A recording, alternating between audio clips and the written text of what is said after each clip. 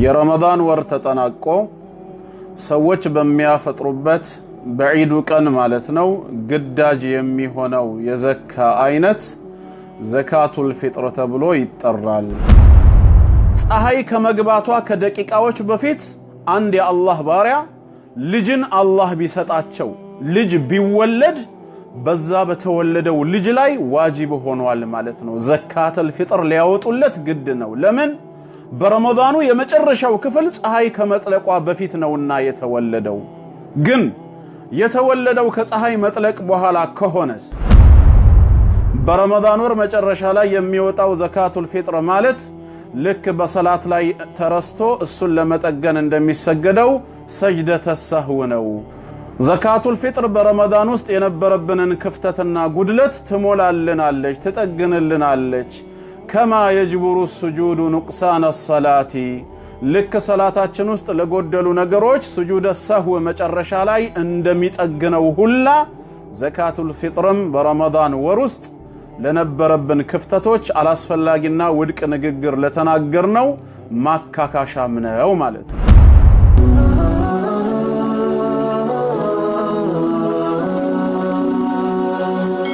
ሰብስክራይብ በማድረግ ቤተሰብ ይሁኑ።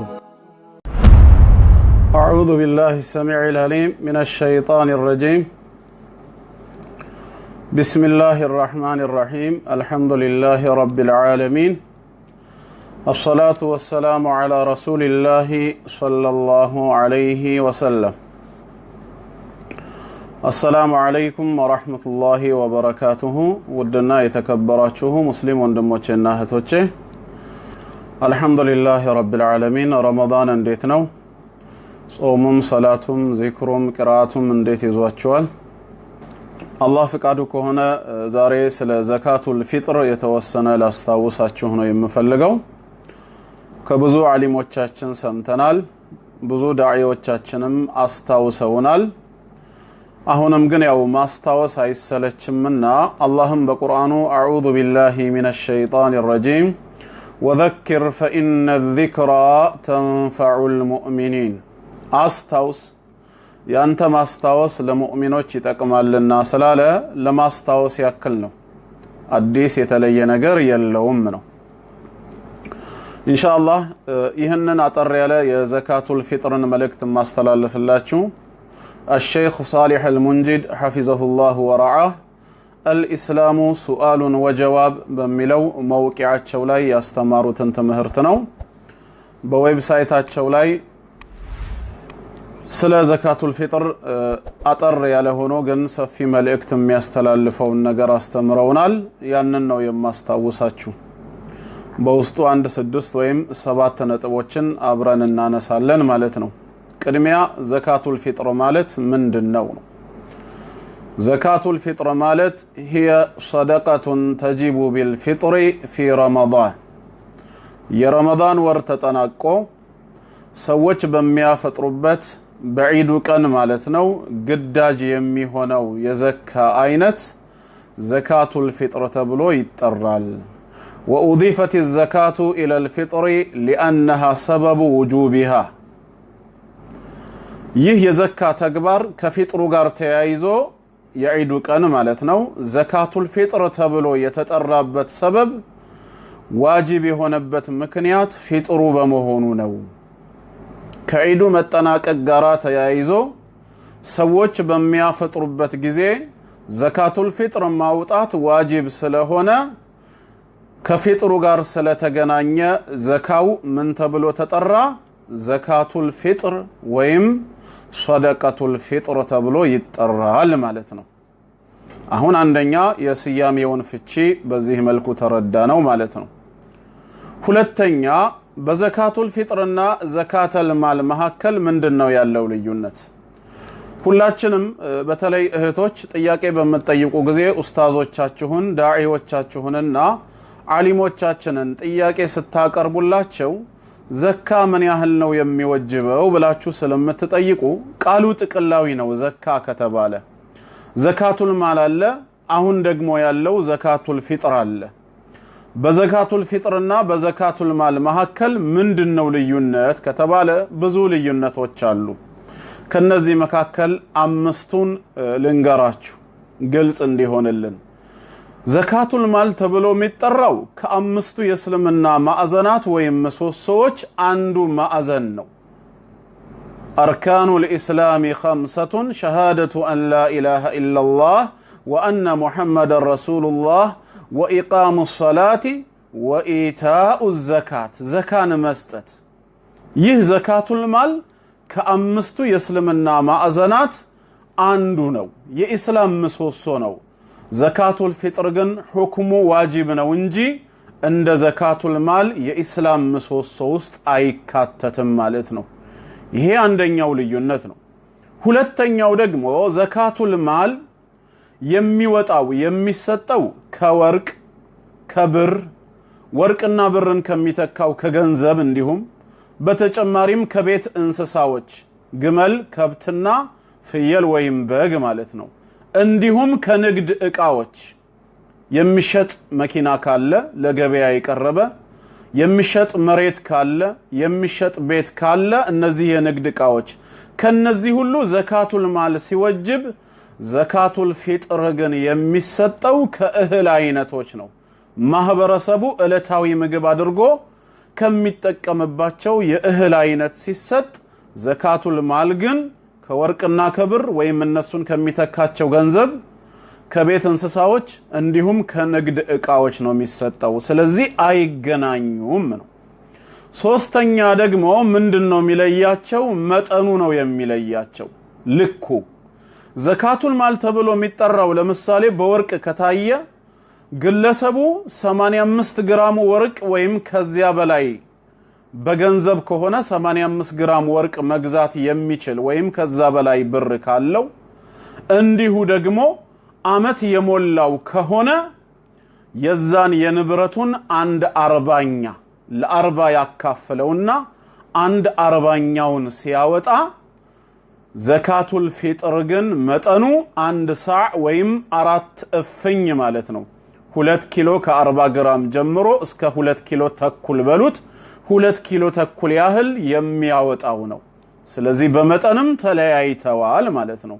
ዘካቱል ማል የንብረቱን 1/40 ሲያወጣ አመት የሞላው ነገር ሲሆን ዘካቱል ፊጥር ደግሞ በእህል ነውና 2 ኪሎ 40 ግራም ጀምሮ እስከ 2 ኪሎ ተኩል ድረስ የሚሆን ማለት ነው። አራተኛ ጊዜውም ይለያያል። ዘካቱል ፊጥር የሚሰጠው የዒድ ሰላት ከመሰገዱ በፊት ባለው የዒዱ ቀን ጀምሮ ወደ ኋላ 1 ቀንና 2 ቀን ዘግይቶ ሲሆን ዘካቱል ማል ግን የሚወጅበው አመት የሞላ ጊዜ ነው። ሰውየው አመቱ ከሞላ ያ ንብረት ሳይንቀሳቀስ የዘካቱል ማል የገንዘብ ዘካ ኒሳብ መጠን ከደረሰ ወሩ ረጀብም ቢሆን ዘካ ወጅቦበታል። ወሩ ረቢዑል አወልም ቢሆን ዘካ ወጅቦበታል። ዙልሂጃም ላይ ቢሆን ዘካ ማውጣት ግድ ይሆንበታል። ብዙ ሰዎች በረመዳን ዘካቱል ማልን የሚሰጡት ልክ እንደ ዘካቱል ፊጥር ዘካቱል ማልም በረመዳን የሚሰጥ አመታዊ ግዳጅ ሆኖ ሳይሆን አጅሩን ፈልገው ነው። እጥፍ ድርብ እንዲሆንላቸው ስለተመኙ ነው። በረመዳን የሚሰራ መልካም ስራ በሌላው ጊዜ ከሚሰራው አንፃር እኩል አይደለምና አጅሩ ማለት ነው። ነገር ግን እንደ ግዳጅነት ዘካቱል ማል አመት ከሞላው በማንኛውም ጊዜ ግዳጅ ይሆናል። ዘካቱል ፊጥር ግን ከረመዳን መጠናቀቅ ጋር ተይዞ የሚመጣ ነው። አምስተኛው ልዩነት ዋጅብ የሚሆንበት የሰው አይነት ይለያያል። ዘካቱል ማል ቀደም እንዳልነው 85 ግራም እና ከዛ በላይ ወርቅ መግዛት የሚችል ወይም ወርቁ ራሱ ያለው ሰው ከሆነ ሲሆን ነገር ግን ዘካቱል ፊጥር ግን በማንኛውም ሙስሊም በሆነ ሰው ሁሉ ላይ ግዳጅ ነው የሚሆነው። የዕለት ጉርሱን ያልቻለ ምስኪን ሲቀር ማለት ነው። ስለዚህ እነዚህ አምስቱ በትንሹ ዘካተል ማልና ዘካተል ፊጥር ያላቸውን ልዩነት ይገልጻል ነው። ሁለተኛው ነጥብ እንግዲህ ስለ ልዩነቱ ከተረዳን ያው ዋና ቶፒካችን አሁን ስለ ዘካቱል ፊጥር ነውና በሶስተኛ ደረጃ የምናነሳው ሁክሙ ምንድነው? ሁክሙ ምንም ሸክ የለውም ፈርድ ነው፣ ግዳጅ ነው።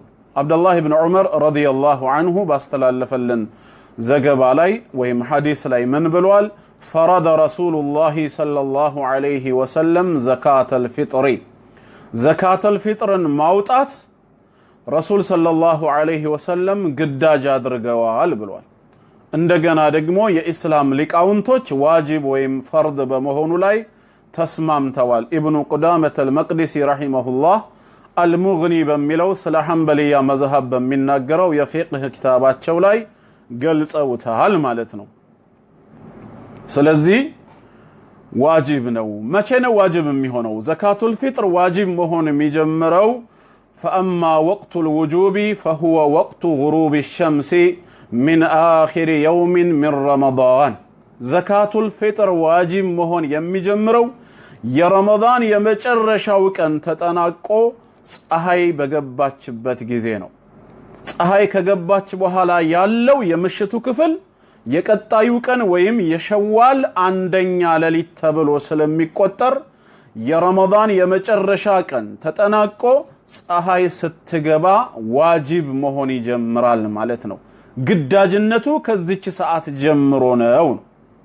فإنها تجيب بغروب الشمس من آخر شهر رمضان የረመዳን ወር ተጠናቆ የመጨረሻው ቀን አልቆ ፀሐይ ከገባ በኋላ ዋጅብ ይሆናል ማለት ነው።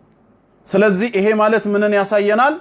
ፀሐይ ከመግባቷ ከደቂቃዎች በፊት አንድ የአላህ ባሪያ ልጅን አላህ ቢሰጣቸው ልጅ ቢወለድ በዛ በተወለደው ልጅ ላይ ዋጅብ ሆኗል ማለት ነው። ዘካተል ፊጥር ሊያወጡለት ግድ ነው። ለምን? በረመዳኑ የመጨረሻው ክፍል ፀሐይ ከመጥለቋ በፊት ነውና የተወለደው። ግን የተወለደው ከፀሐይ መጥለቅ በኋላ ከሆነስ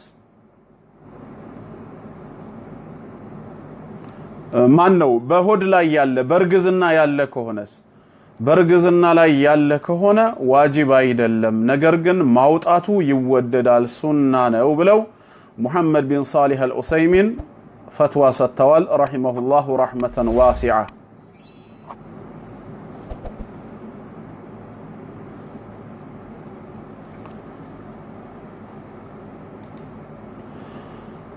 በነማ ላይ ነው ዋጅብ የሚሆነው የሚለውን ደግሞ አራተኛ ነጥብ እንመለከታለን። ዘካቱል ፊጥር በነማን ላይ ዋጅብ ይሆናል? ዘካቱል ፊጥሪ ተጂቡ ዐለል ሙስሊሚን ዘካቱል ፊጥር ሙስሊም በሆኑት ላይ ሁሉ ዋጅብ ነው።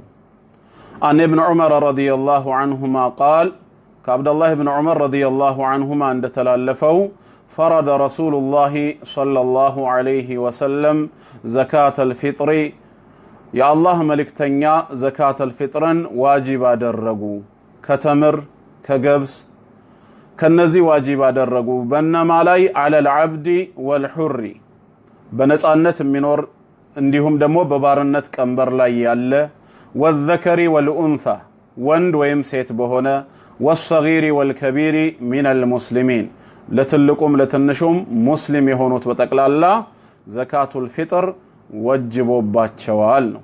ስለዚህ ዘካቱል ፊጥር በማንኛውም ሙስሊም ላይ ግዳጅ ነው። የዕለት ጉርሱን ያልቻለ ሲቀር ማለት ነው።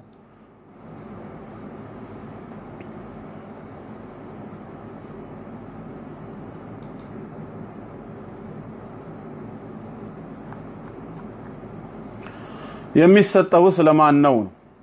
ዘካተል ፊጥር ለማን ይሰጣል የሚለው ቀጣዩ ነጥብ በተመለከተ ምን ይላሉ? تصرف زكاة الفطر إلى الأصناف الثمانية التي تصرف فيها زكاة المال زكاة المال የሚሰጣቸው ስምንቱም አይነት ግሩፖች ዘካቱል ፊጥርም ይገባቸዋል። ዘካቱል ማልን ያው ስታወጡ በሱረቱ ተውባ እንደተጠቀሰው ኢነማ ሰደቃቱ ተብሎ ስምንት አይነት ግሩፖች ተነግረዋል።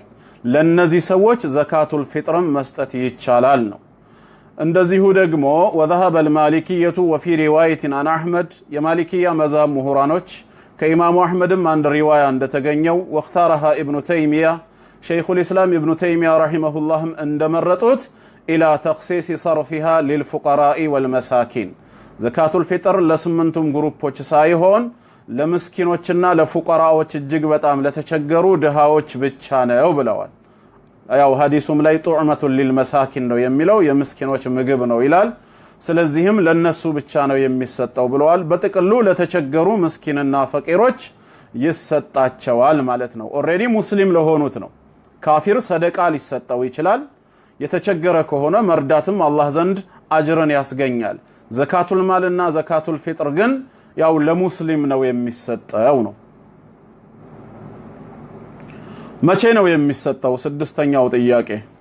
ሌላው ስድስተኛ ነጥብ መቼ ይሰጣል የሚለው ያው የዒዱ ቀን ሰላት ከመሰገዱ በፊት ይሰጣል። ይሄ ወቅቱል ፈዲላ ይባላል። በላጭ የሆነበት የተወደደው ምንድነው? የዒዱ ቀን ሰላት ከመሰገዱ በፊት። ይህንንም በተመለከተ ረሱላችን ሰለላሁ ዐለይሂ ወሰለም አመረ ቢሃ አን ቱአዳ ቀብለ ኹሩጅ ናሲ ኢለ ሰላህ፣ ሰዎች ወደ ሰላት ከመውጣታቸው በፊት ለምስኪኖች እንዲደርስ ለሙስሊሞች እንዲሰጥ አዘዋልና ማለት ነው። ወቅቱል ጀዋዝ የሚባለው ደግሞ አለ። መስጠቱ የሚበቃበት ማን ነው ሲባል እሱም ከዒዱ አንድ ቀን ወይም ሁለት ቀን በፊት አስቀድሞ መስጠትም ይቻላል ነው። ከሰላት በኋላ ግን እንደ ሰደቃዎች ነው የሚቆጠረው፣ እንደ ሌሎች ሰደቃ ነው የሚቆጠረው። ግዳጁ ምንድነው? ከሰላት በፊት ቶሎ መስጠቱ ነው።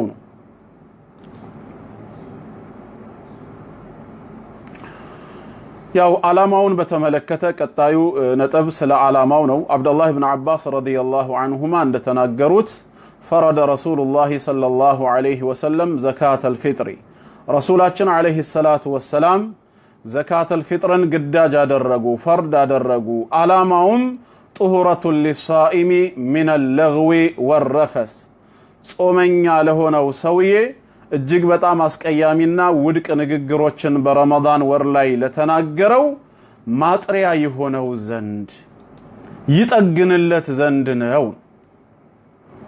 ለኛው ለራሳችን ነው ጥቅሙ። እንዲሁ ወጡዕመቱን ሊልመሳኪን፣ ለሙስሊሞችም ምግብና ቀለብ እንዲሆናቸው።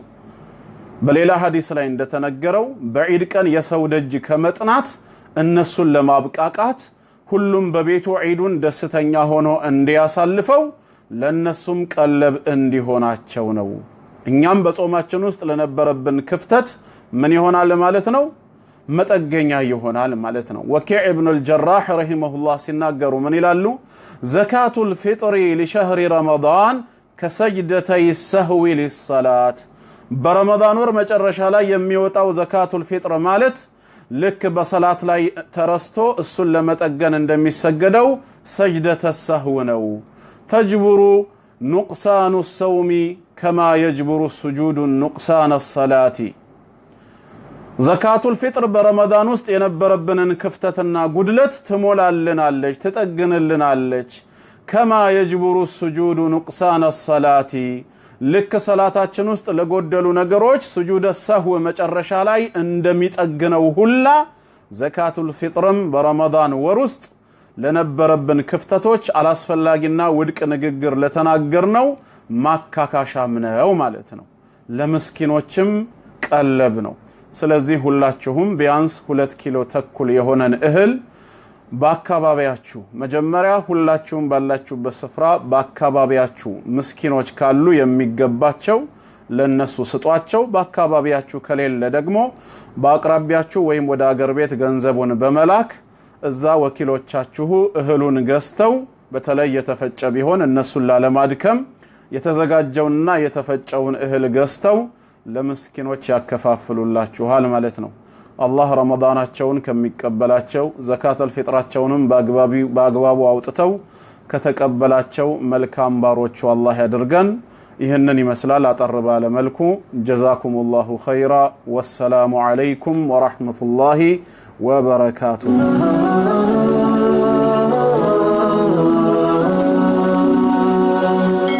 ሰብስክራይብ በማድረግ ቤተሰብ ይሁኑ።